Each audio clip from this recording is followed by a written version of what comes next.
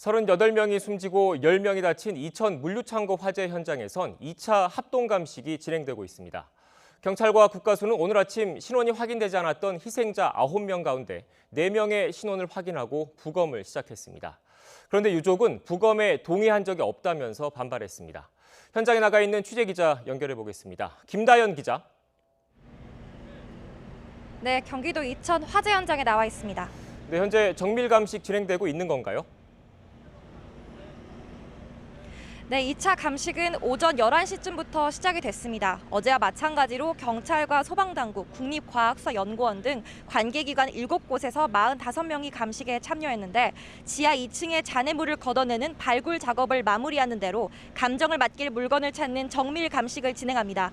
어제 1차 감식은 발굴 작업이 오래 걸려 6시간 넘게 진행됐는데 오늘은 이보다 길어지진 않을 거라는 게 경찰 관계자 설명입니다.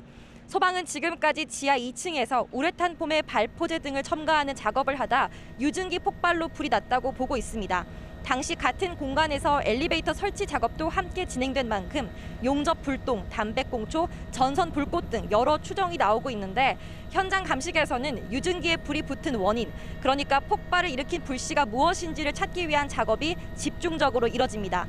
사고 원인과 책임을 규명하는 경찰은 희생자의 신원 확인에 속도를 내고 있습니다.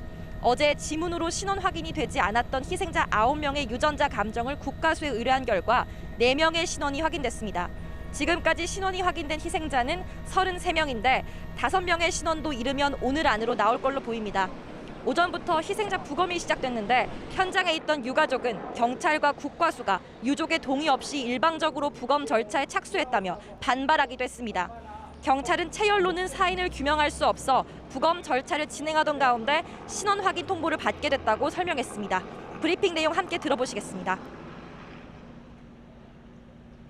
신원이 확인되기 전에 체열을 통해서 사인을 규명할 수 없었기 때문에 부검 절차를 진행할 수밖에 없는 상황이었고 진행 중에 이제 나중에 신원이 이제 확인됐다는 통보를 받게 됩니다.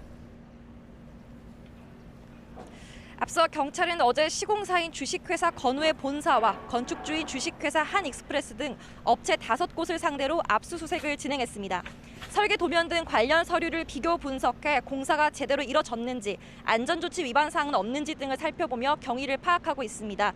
또 수사팀과는 별도로 49명으로 구성된 전담팀을 만들어 유족 지원 활동을 이어갑니다. 지금까지 경기도 이천 화재 현장에서 YTN 김다연입니다.